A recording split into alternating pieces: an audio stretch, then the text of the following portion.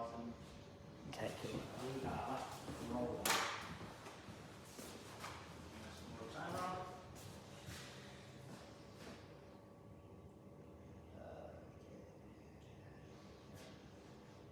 Cool, alright.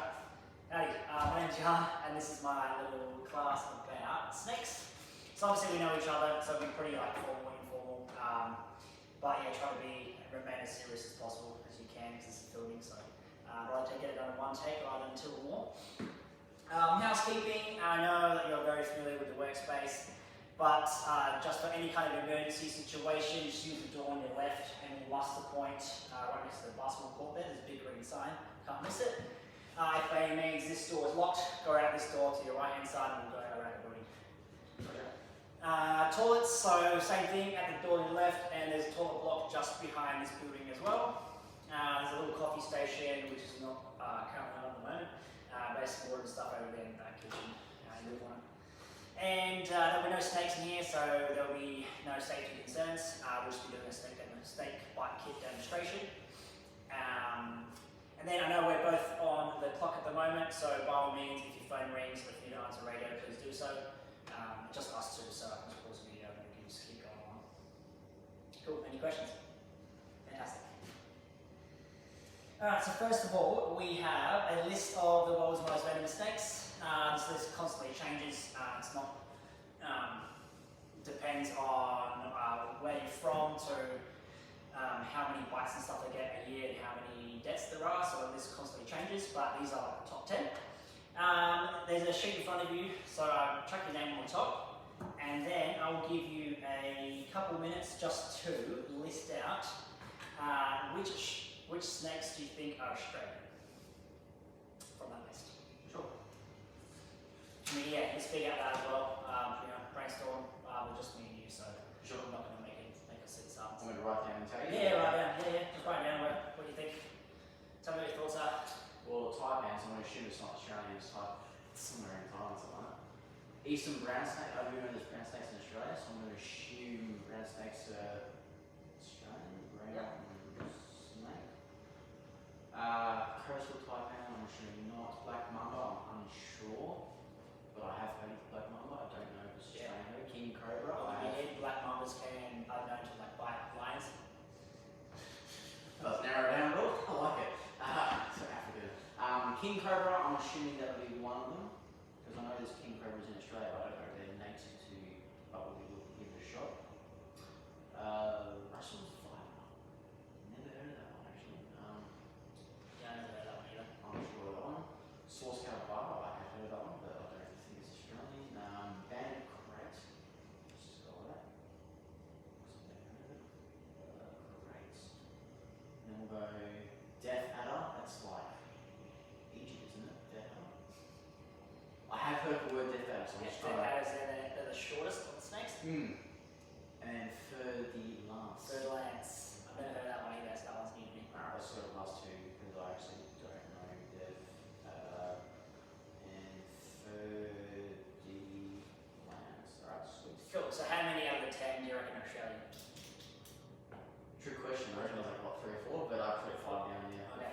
Alright, so if you got Asian brown snake, so that's yep, so that's the one, the brown snake everyone fears out in Australia. There's a picture of that over there on the right hand side. So they're the ones that cause the most deaths in Australia. Yep. Number 2, inland taipan.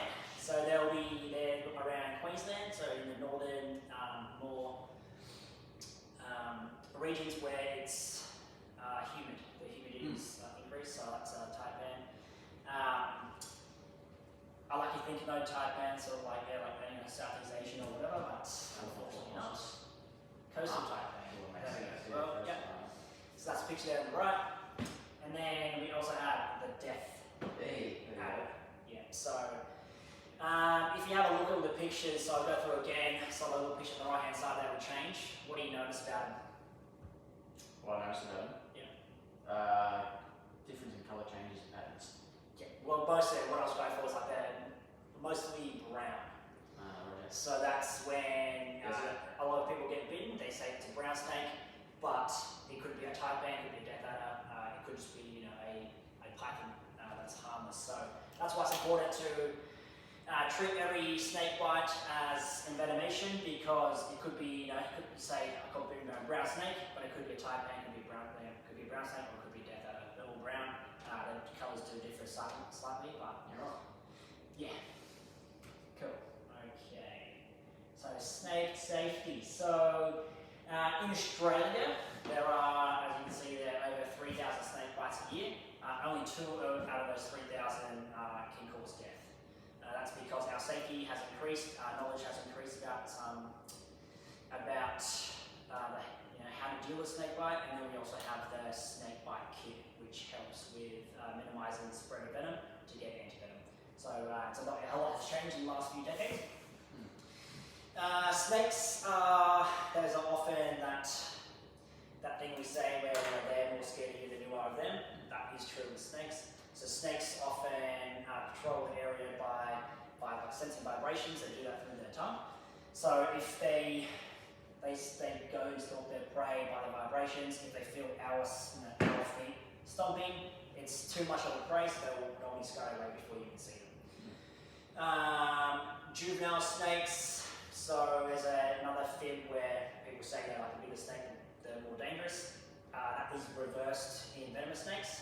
Often juvenile snakes, they can't control how much venom they excrete. So they often, like when they see something and they're in danger, they're in fear, they'll bite you and they'll just keep injecting venom. Adult snakes, they can control their venom glands. So often, if they're not planning to eat whatever they bite, they'll often do a dry bite, which means they'll just bite you, try to scare you away, so they have time to like scurry away. So when they do a dry bite, no venom is injected into their prey, so us, for example. But that's needless to say, you don't know if it's dry bite or not until you actually go to hospital and they test it for antivenom. So it's always good to treat every single snake bite as it was like an envenomation. Sure. Dry bite. So brown snake. So the scariest snake that we encounter is the brown snake. Their fangs are actually about 2 mil long.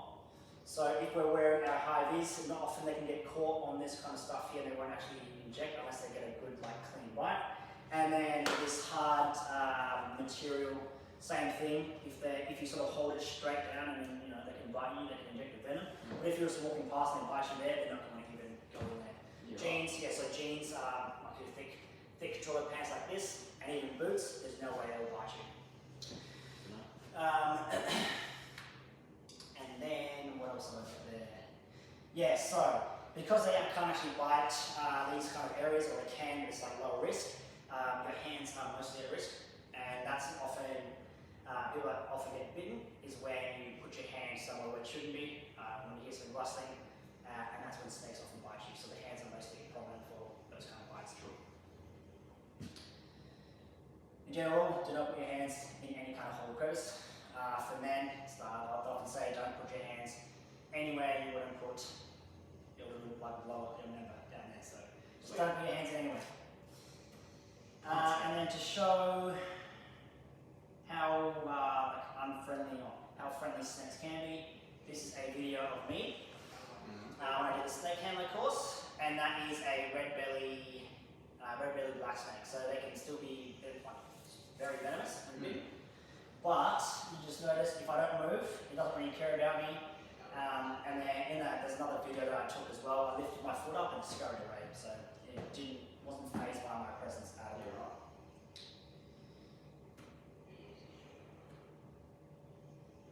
Okay, so the do's. Always get clear of the snake. If you get bitten or you see someone else get bitten, don't try to catch the snake, just let it be. If you can, get a photo of it, but don't put your safety in jeopardy.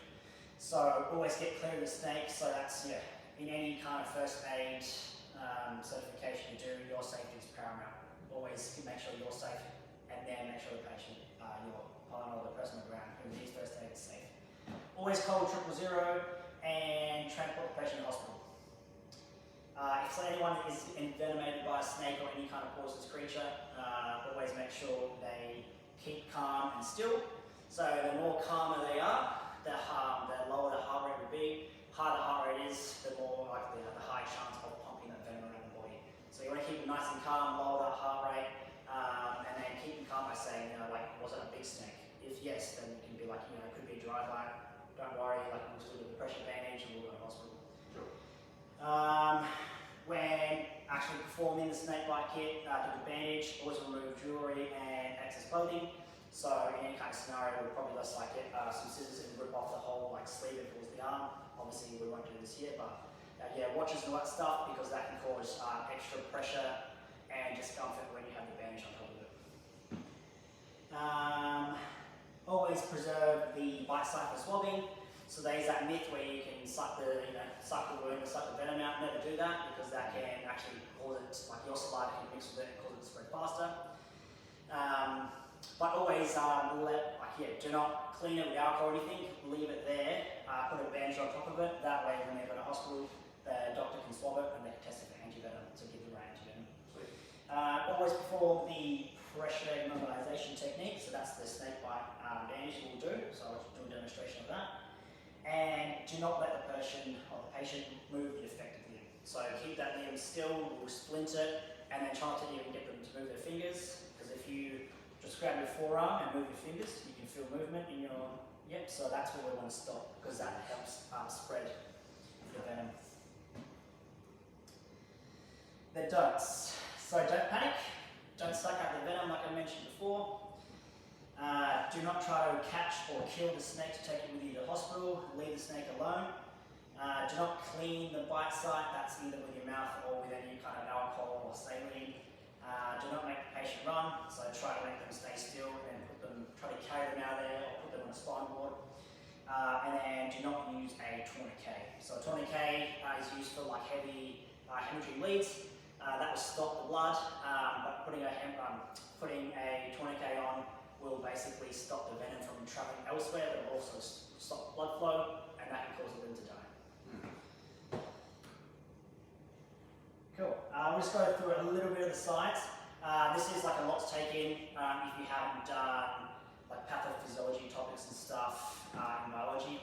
So I'll try to make it as basic as possible, but it's not too hard to understand. So snake venom or any kind of venom from like spiders and octopus, for example, they have different properties. So those three are either hemotoxic, neurotoxic, or cytotoxic. So anything to do with heme kind of words, they go with the blood or your heart. Anything that's neuro, so neurons, that's to do with your neural system. So that can cause like paralysis or like sort of seizures and excess movement of muscles. And then cytotoxicity basically causes cell damage and cell death. So hemotoxic, for example, that's where it attacks the cardiovascular system. So this is where a snake or a venomous creature will bite you, and that will either cause you to your blood to go super thin, and you'll bleed uncontrollably from every single orifice. So that can be the eyes, mouth, ears, nose, anything essentially that's open. Even a paper cut could kill you. And it can also make you excessively clot. So the blood in your veins can go super hard like oil, or super thick like oil, and that will basically cause your body to shut down, and then the snake will eat its prey. And then so brown snakes and taipans, the Australian snakes, that's what they use, hemotoxic, and then vipers. So you've got a bit like king cobra kind of, they go under vipers, and the other, there's a big class of snakes. Neurotoxic venom, that attacks the nervous system, and that causes paralysis, or it can also cause the uncontrolled seizures. So you'll see some snakes, for example, in those movies or whatever, they'll bite like a mouse. The mouse will stop moving, so that way you can just go off its prey. So those ones are the vipers and rattlesnakes. Mambas, cobras, and sea snakes. So we're not really fussed by those ones in Australia, but there is some toxic sea snakes that safely we're pretty good at here. And cytotoxic, that destroys body tissue, so rattlesnakes and vipers, but most snake bites and other venom can cause cytotoxicity. So you'll see there's always a bit of brown and cell death around the bite site. So cytotoxic is sort of overlapping to both hemo and neurotoxic. So the spread of venom, everyone thinks it's through the blood, but it's actually through the lymphatic system. So that's a lower pressure kind of system, and it basically serves as like a mop in the bloodstream. So if you have like your blood has, when it sort of like goes through inflammation, it will expand and cause swelling in like in the local area, and then whatever's left over gets mopped up by the lymphatic system and it gets recycled. With venom, it doesn't. When injected into the body, it doesn't go through the blood, it goes through the lymphatic system. So that's like about 10% of whatever gets mopped up in return is the lymphatics, and then 90% is veins. So what we want to do is we want to stop and control the lymphatic system from spreading it while maintaining blood flow. So that's what we do with the pressure mobilization bandage. The goal is to immobilize the limb and cause, so muscle movement can increase the spread of venom through the lymphatic system. So once we immobilize that, there's no movement. The lymphatic system essentially is stale, it sits sort of stale in idles and does nothing. So we have extra time to get that limb saved. And then, so the pressure mobilization technique is what we use, so with PIT for short. And then what that does is like a special bandage, so it has like has this elastic sort of stretch to it, and it gives you the perfect ideal amount of pressure that you're meant to put on. And what that does is it stops the lymphatic system from spreading, but it maintains blood flow. So once, like I said before, you don't use a tourniquet, because the tourniquet stops blood flow and that can cause the limb to die. Okay, so I think on that list as well is so if you haven't seen a snake bite kit before, or you have, can you name anything that you could find in this seen on before? Yes, I have. Yeah. So if you're thinking about pressure mobilization, I've already named a couple of things in there. So what do you think would be like crucial? I'll give you a minute or two. First one would be, I'm assuming, the bandage in it of some sort. Yep. There'll be some sort of splint in there, whether it's a, what would you call it, what do you call it? What's the word I'm looking for? Just say it for a sling. Sling, that's the sling. Yep. Sling goes with the splint. So a splint and a sling. And then there'll probably be some sort of gauze, not gauze, something to clean the area. Possibly like Gauze, saline yeah. or gauze, whatever. Saline? No, that's the word, is it? No. No. So we don't want to actually clean the site. We just want to cover it and preserve it. Reserve, yeah. And then one more thing. What I missed. There might be. There would be bands in that.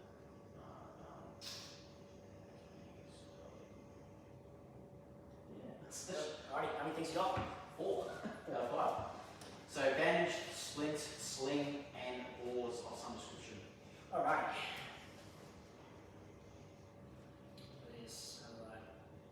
Cool. Pressure bandage. That's the first one. That's the thing you want to see. Yep. So you can use any kind of bandage with elasticity, but the snake bite bandages are better and more gripped because they have these lines on it. So you'll see these two. There is a big one, a thicker one, and a small one. So often they give a small one for like an arm, and then a big one for the leg. That's great, but then in the ideal world, you'll probably use 2 for the limb.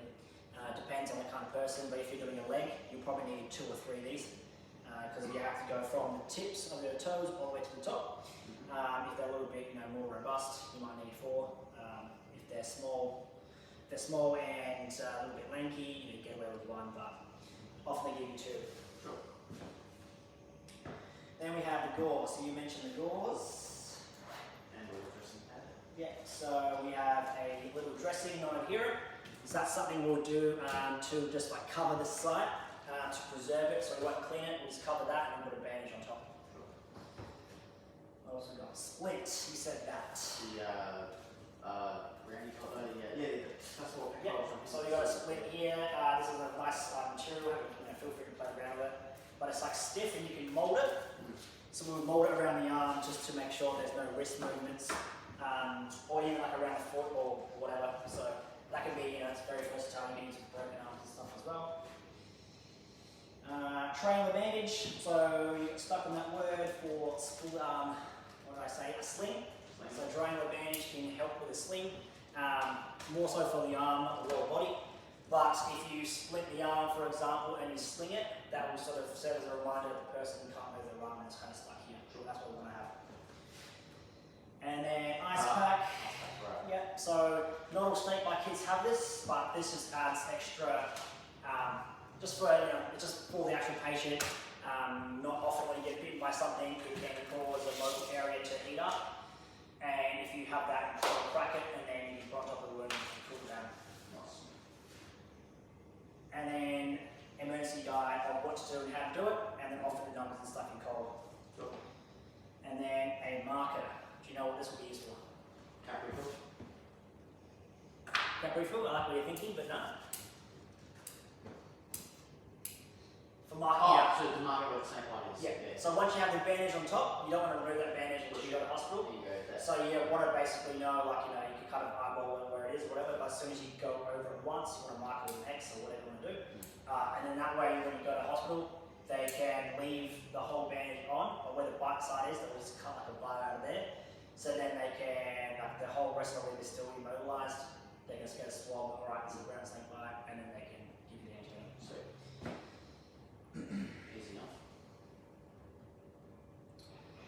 Okay, so the technique.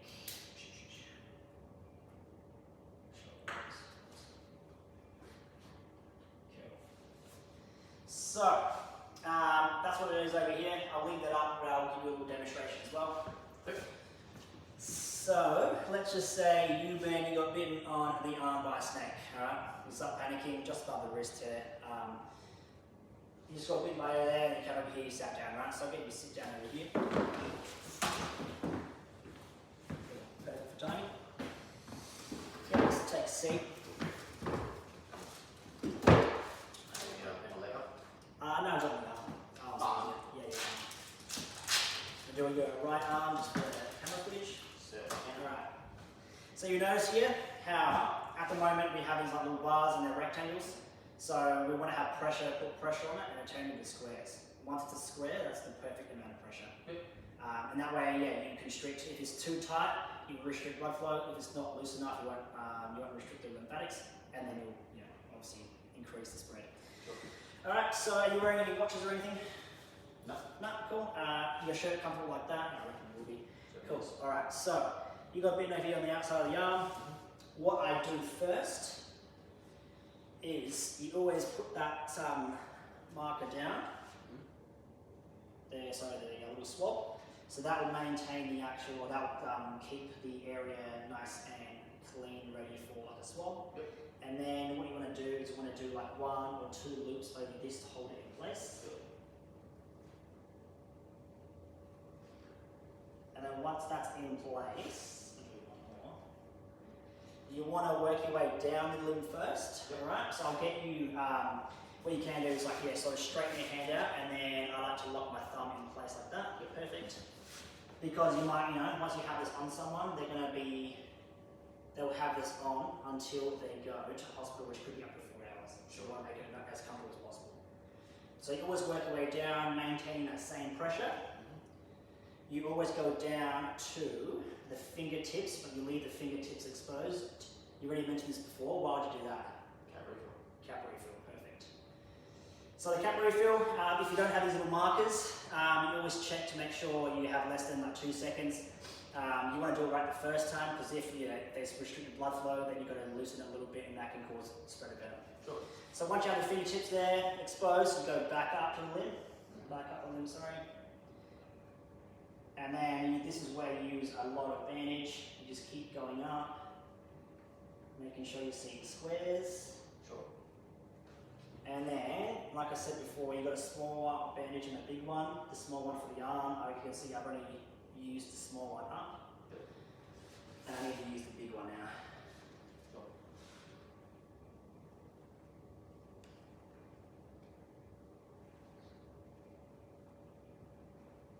Alright, so that goes. And then you want to go all the way up. And you want to exaggerate it as like essentially straight to like underneath the armpit. Sure. Do you know why that would be? Stop actual flow. Yeah, because they're lymphatics, they drain up towards the lymph nodes, and the lymph nodes are found under your armpits. Yeah, sweet. So you want to go all the way to the top. And you can see now it's probably causing some pressure, so you can imagine like, if you had extra layers on, or you had a watch on or a bracelet, it would be causing quite a lot of discomfort.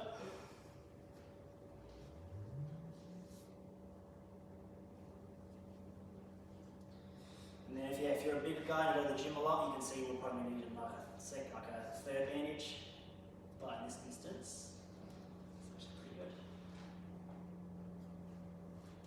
So like I said, you think the arm stops there, but then you keep going. Sure. And then I like to, you can sort of like tuck this in underneath. Yep. Like that, but I like to just sort of like use it up, maintain those squares, because then you never know, that could come undone. You can secure it properly, Yep. and then it can unravel, and then you're in trouble.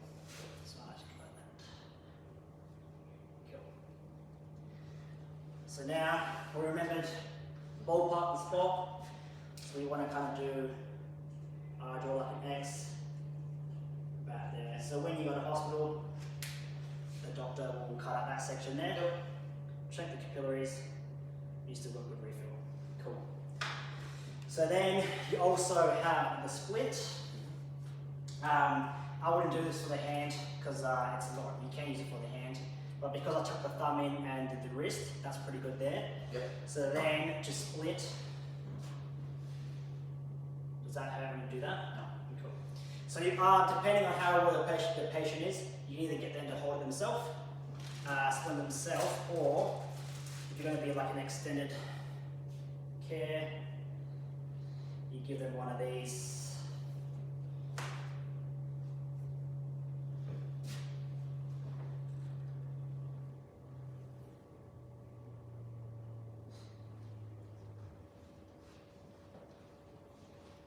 So if you go up like that.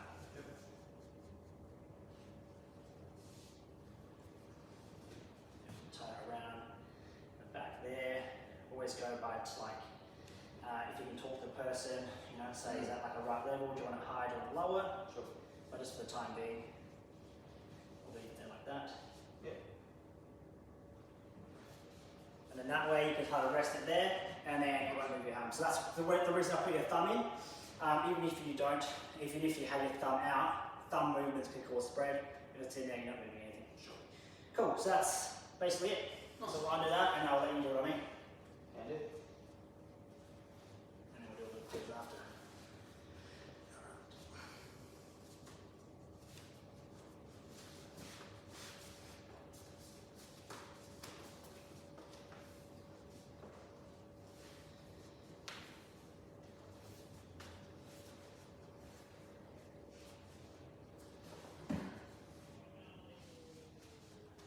I'll let you do that one, and I'll tie this up for you.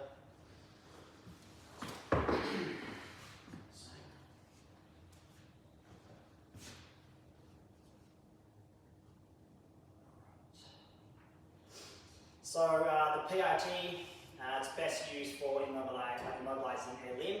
You notice that if someone, if you got bitten on the torso or the head, you can't really immobilize that.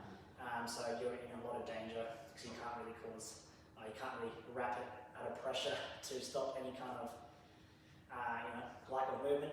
So, so if you want to get bitten, you want to do it on the arm or the leg.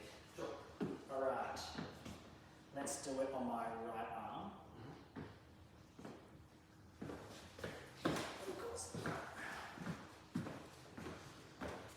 Cool. Alright. Cool. So, where's the blood? Let's just say right there on my wrist. Right there, done. Cool. So first thing first, we want to get the smaller bandage. And we want to Little cover first. little cover first. Yep, So sure. little gauze. Apologies. Little gauze right on the actual wound itself. And what we want to do is we want to stretch it out until it's out squares.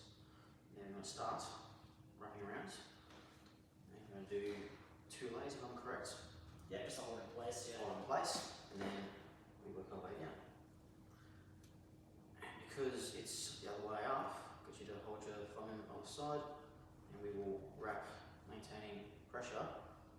best as possible around this side here.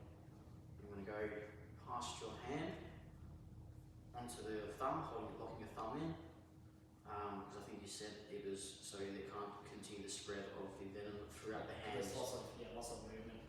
Sure, in the thumb. So you want to restrict that as much as possible so you don't spread anything. And once you get to the end of the gauze, hold it there.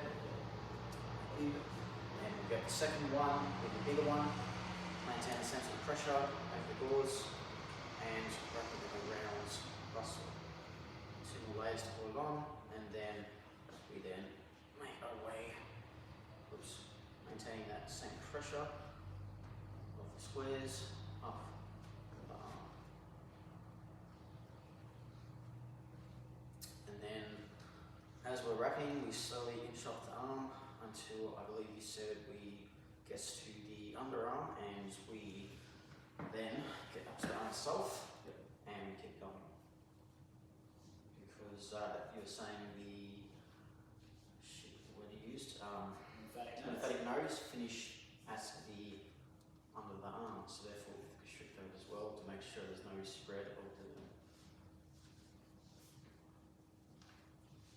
just passing fast.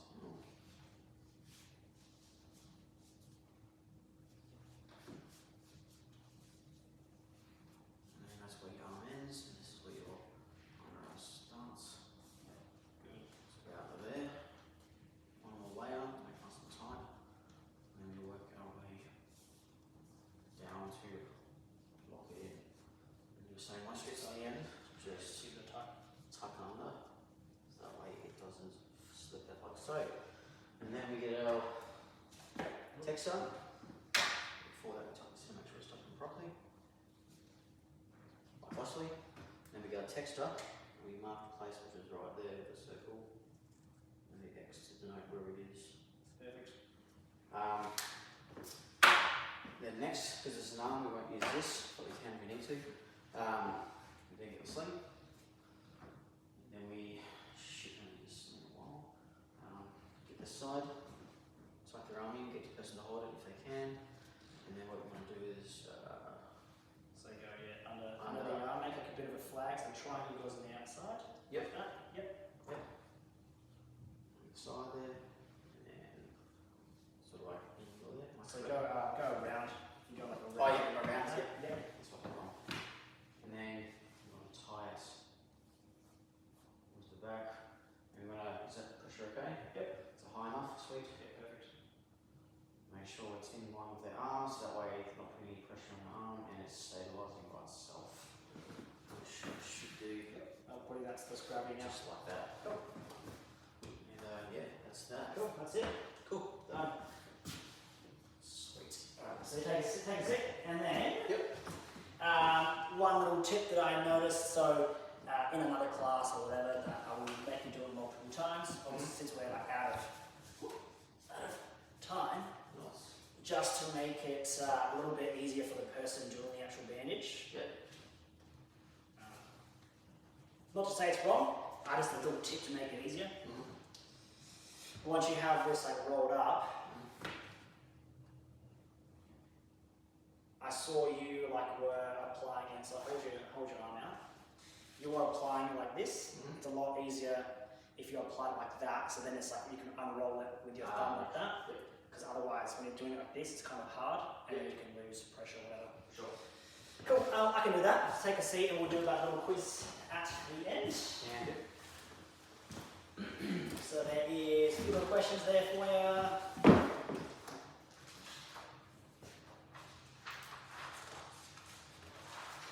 Okay, so it's obviously, we're not going to get analysed for a long answer, we'll go through it together anyway. So, it is safer to get bitten by a fully grown snake rather than a juvenile, true or false? that is true because they can control their venom. Correct. Alright, what do you not do when getting bitten by a snake? You try to catch a snake. Perfect. That was a throwaway question. What is the correct order of events? So yeah, just sort of read it out and go through which one you think. What's the correct order of events? Go to hospital, pull to Brazil, stop movement, pit, splint leg.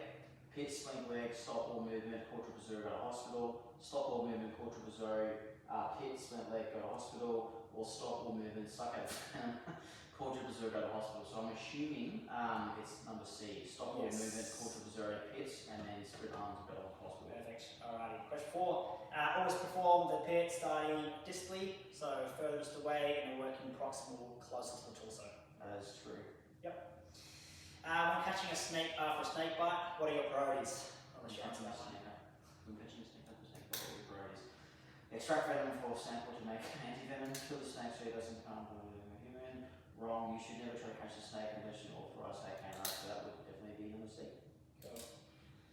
And then number 6, last one. So how does a snake venom get transported by the body? Is it by Uber cells, by the venous system, by the lymphatic system, or by internal pressure? That would be the lymphatic system. Yep. 6 out of 6. Then there's a little reflection at the end, so we're going to fill that out as well. But we'll just stop the video there